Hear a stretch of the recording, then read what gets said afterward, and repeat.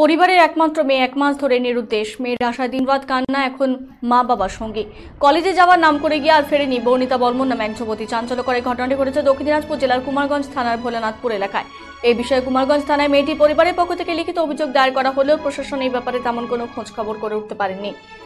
এই বিষয়ে মেয়েটির পরিবার জানান, প্রশান্ত মুর্মু নামে এক যুবকের উপর সন্দেহ রয়েছে তাদের এবং তাদের মেয়ে ওই ছেলের সাথে যে কোথাও গেছে তারা নিশ্চিত সেই বিষয়ে এবং তাদের কাছে প্রমাণ রয়েছে যথেষ্ট। জানা গেছে মেয়েটির বয়স 19 আর ছেলের বয়স 22। মেয়েটির এবং ছেলেটির বাড়ি পাশাপাশি, তারা প্রতিবেশী। মেয়েটি কলেজে ফার্স্ট ইয়ারের ছাত্রী, ছেলেটিও সেকেন্ড ইয়ারের ছাত্র। ছেলেটি আদিবাসী এবং মেয়েটি রাজবংশী সম্প্রদায়। ছেলেটির নাম প্রশান্ত মুর্মু আর মেয়ের নাম বর্ণিতা বর্মন। উল্লেখ্য, গত মাসের 10 জানুয়ারি মেয়েটি দুপুর 12টার সময় কলেজে জুতো ফেরত দেওয়ার নাম করে বাড়ির বাইরে বেরোলে তারপর আর বাড়ি ফেরেনি।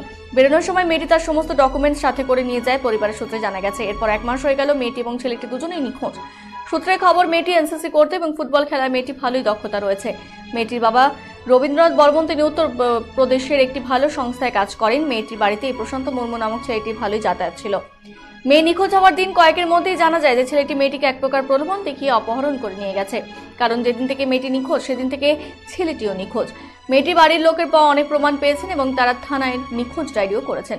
থানায় ডায়েরি করলে পুলিশের তৎপরতায় মেয়েটির নাম্বার ট্র্যাক করে জানা যায় যে ছেলেটি এবং মেয়েটি প্রথমে গঙ্গারামপুরে মিলিত হয়। তারপর মেয়েটির লাস্ট লোকেশন দেখায় SSKM হাসপাতাল কলকাতায়। তারপর থেকে মেয়েটির ফোন সুইচ অফ।